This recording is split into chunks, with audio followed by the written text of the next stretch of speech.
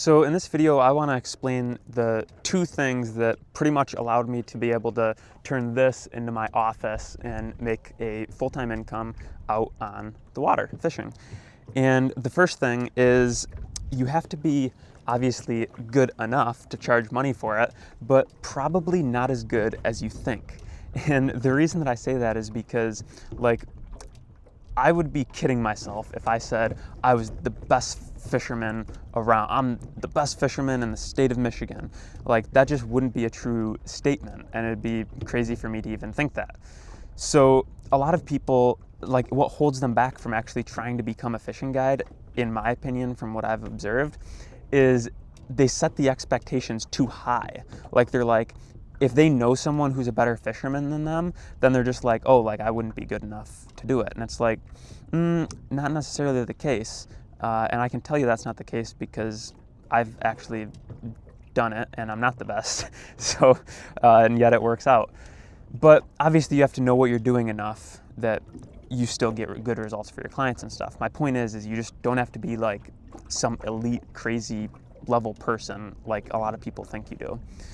And the second thing is that you either have to be really patient or really eager or driven. So you either have to be really patient or really driven, and it's one of those two things. You can pick basically whichever one you want. But the reason I say that is because if you're not super eager and super driven, then you're probably not going to be willing to essentially you're not going to be willing to fall down so many times trying new stuff and doing all the, advertising, and you're going to have to deal with bad reviews, all this stuff that's going to happen.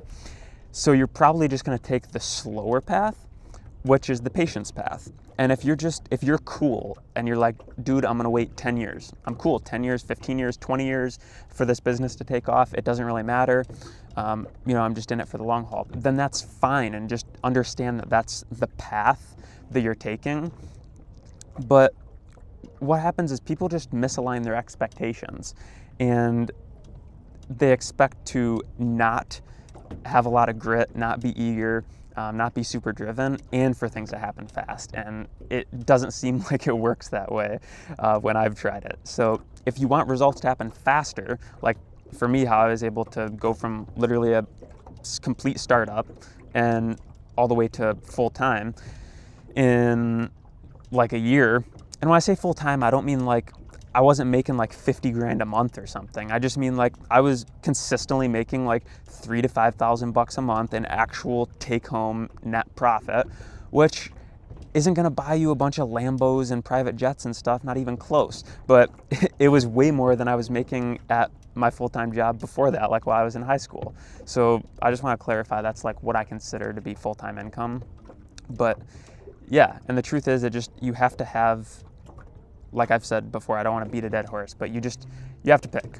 You either want to be patient and wait for the results to come organically and naturally, or you have to put in a little bit of that sweat equity, I guess.